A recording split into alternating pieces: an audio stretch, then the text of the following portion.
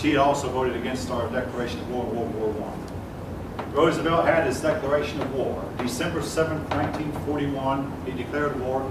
Well, a few days later, Hitler declared war on the United States.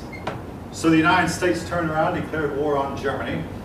And shortly after that, Italy declared war on the United States also. The United States then turned around and declared war on Italy. So the United States finally was involved. Anyone have any comment? Have any of you heard this about Roosevelt might have known about the attack Pearl Harbor? You heard it? He loved fighting. Yes. On his deathbed, he said, "I wish I died of war." That too, but also, I mean, you can understand it. He knew a little bit how evil Hitler was and what could happen if Hitler were to take over the world. Something else I must mention. The battleship was by this point known to be obsolete. The English, the only ship that mattered in wartime were aircraft carriers. We had 4 aircraft carriers at Pearl Harbor, and mysteriously, just before the attack, these 4 aircraft carriers were ordered 200 miles straight to the south, where they would not bump into. If they'd been ordered to the east, they'd have bumped into the Japanese fleet. If they'd been ordered to the north, they might have bumped into the fleet as the fleet headed for San Francisco.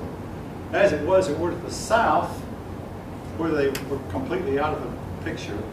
Again, why were the aircraft carriers ordered out of action or out of the way? Again, folks, there have been book after book after book written on this subject.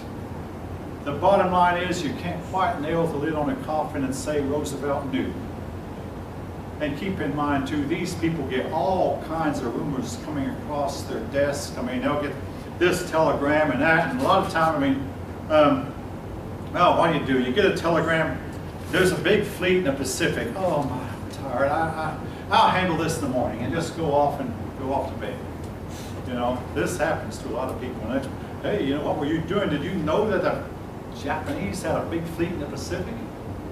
But I mean, you hear rumors all the time, and after a while, you get to where you somewhat tune them out. I mean, there's a big rumor going across the internet now that our economy is on the brink of a big disaster. What are we doing about it? Okay, it might not happen. So we do nothing. But our economy, this rumor says, is on the brink, just tottering, just on the edge, just about to go into chaos. Most of us will do nothing about it. I don't know what to do about it anyway. If I did, in what position am I in to do anything about it? Is the economy on the brink of chaos? I've heard these kind of rumors all my life. As a child, as a young man, as an older man now. I've heard it. Maybe one of these days it'll happen. All right, anyway. The United States was now at war. And now,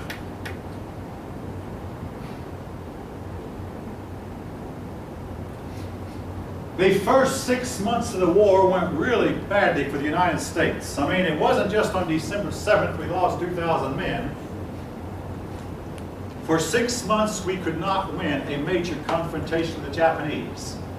Now, Douglas MacArthur, General MacArthur, with all due respect, he was sitting in the Philippines where he'd been assigned, and he's heard about the attack on Pearl Harbor, and he said, you know, I think what they're going to do next is they're going to go home and repair their fleet, repair all the damage that was done, and regroup, so I'll be ready for them when they come. Or he said they might go and attack San Francisco next. They might attack the United States. No. So he just sat there and did nothing, and the next thing MacArthur knew, the Japanese had come straight from Pearl Harbor to the Philippines and attacked him. And he was caught totally unready. Japan took the Philippines from us. The Philippines were surrendered in February 1942. Less than about 2.5 months after Pearl Harbor, we were driven out of the Philippines. The Japanese moved on, seeming unstoppable. They went through Formosa, or the island of Taiwan. They took that from the Chinese. They began to take more territory. And everything the United States did, it seemed, failed. Now, folk, what would it have been like? Now, my dad had a book on his bookshelf about this period. It was written in early 1942. And this author said I believe the United States is going to lose the war. And at that time, that sin was shared with everybody. Now, what would it have been like to know we're losing the war, we're about to lose the war, and if we lose, we're going to be conquered and possibly enslaved. None of us know what that's like. None of us lived through it.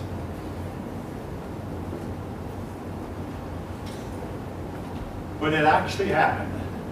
That might explain why the United States took the Japanese they found living in the United States and put them in camps, and kept them in camps throughout the duration of the war. Again, everybody in our country knew it was done, and nobody disapproved. Now, these camps were not like concentration camps, and these Japanese were fed, they were clothed, they were housed, they received some medical care, not always adequate.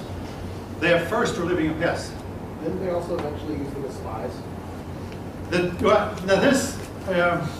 Did we use them as spies, or did they use us as spies? We used them as spies. I've not heard that. We sent a government agent to infiltrate them, and he came back and reported they were spying on us and reporting what they'd seen to their emperor, but that has not been proven. That was just simply surmising. But that's what they were accused of. We did draft some of them into our army, but we put the Japanese fighting the Germans, and our Germans we put fighting the Japanese. We didn't put Japanese fighting Japanese or Germans fighting Germans. I have not heard that. That's new. We did not starve them, and the American people all knew about it. Everybody alive at the time, folk, approved of it. Now today we're so politically correct that we should never have interred those Japanese solely for what they were, their race. And guess what, folk? Today we're so politically correct that we can't win a war. We try to fight nice wars in a nice way, and we can't win. If you don't like what I'm saying, I don't like it either. But I'm saying what I feel like I have to say. We have not won a major war since we won the Cold War in 1990. I'm not sure we won that one now, because it looks like the Cold War is flaring up again. And I'm not sure we can win this time.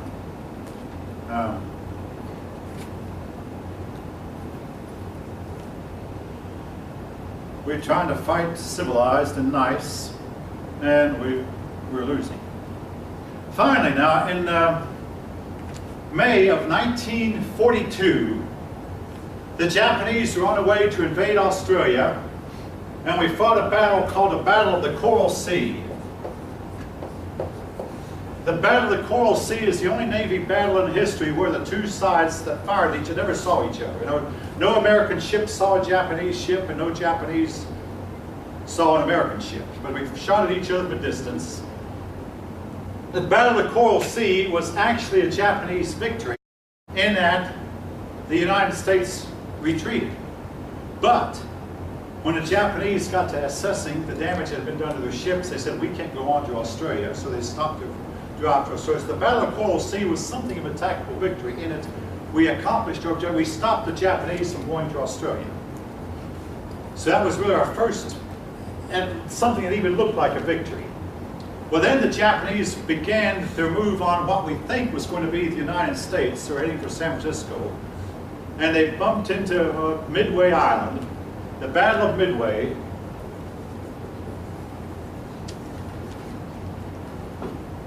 And in the Battle of Midway, for the first time, and we got lucky. I mean, I saw a documentary about this, and I did some research on it. We just got a little bit lucky. The Japanese were winning it. And then some airplane that was about to run out of fuel happened to see the Japanese aircraft carrier, and he went ahead and hurriedly dropped a bunch of bombs on some unsuspecting Japanese that destroyed the aircraft carrier's runways and forced the Japanese who were already in the air to land at the American airport nearby. Either that or run out of fuel in the ocean. And of course, when they landed at one of our airports, they obviously had to surrender. The Battle of Midway was the first big, real victory for the United States. Now, here's something else the Japanese had a problem with that was to help them guarantee they'd lose the war. In our country, we are used to a side losing. We lose once in a while. A Major League Baseball team that wins the World Series is going to wind up losing 60 games every season. Think of it, 60 games, some of them are really big scores. What they do when they lose, they come back and fight again. Not so with the Japanese. When the Japanese lost, they all went to concentration camps. They were taken out of the war, and guess what, folks?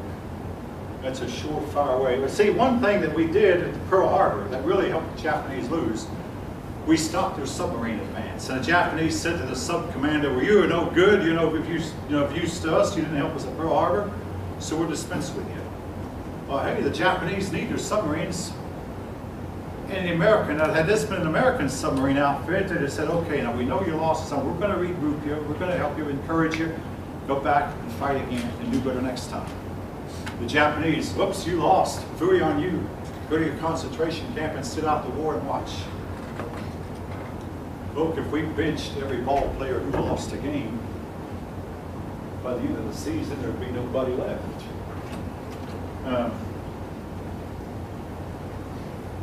But we allow our players to lose and come back and play again. I believe I told this past how Michael Jordan was cut from a junior high basketball team 2 times. Many a professional athlete has been cut along the way. Bob Cousy was cut from a junior high basketball. Bob Cousy, maybe you haven't heard of him. He was a famous basketball player from 40 years ago. Played for the Boston Celtics.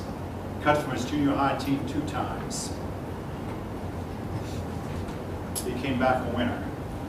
Anyway, the Japanese lost at Midway, and the tide of the war then began to turn a little bit.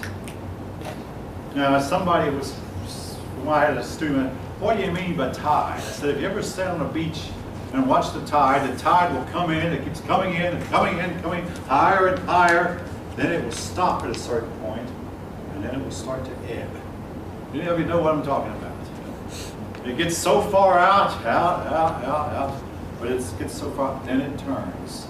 Well, the tide of the war turned in 1942 and 43. It turned when the Soviet Union defeated Germany, and turned when the United States in the middle of 1942 began to win victories against the Japanese Navy.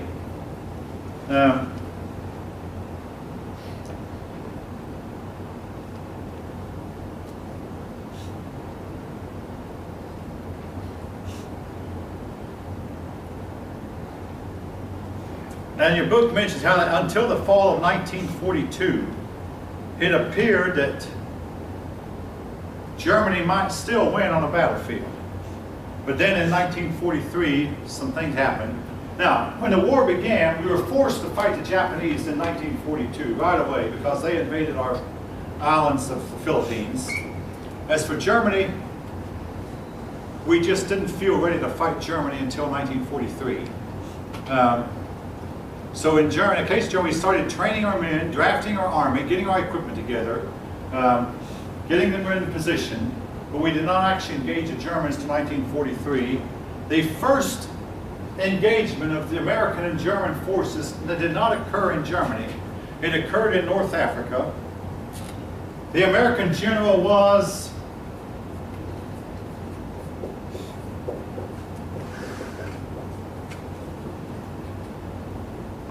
where are we going to hear this man's name again? Anybody familiar with Dwight Davidson Eisenhower? He became what? He became President of the United States later. Again, if you had grown up when I did, our president was Eisenhower, President Eisenhower. He became president later, but he is a general who Roosevelt put in charge to engage the Germans. He had at his side the British General Montgomery. Now, Montgomery had taken defeat after defeat there in the North Sahara Desert or North Africa, and Montgomery could not drive the Germans out of North Africa. In came Eisenhower and the Americans fighting alongside of Montgomery, and they drove the German General Rommel. The German General Rommel was driven out of North Africa. Beginning of the turning of the tide for the once mighty German army. All right.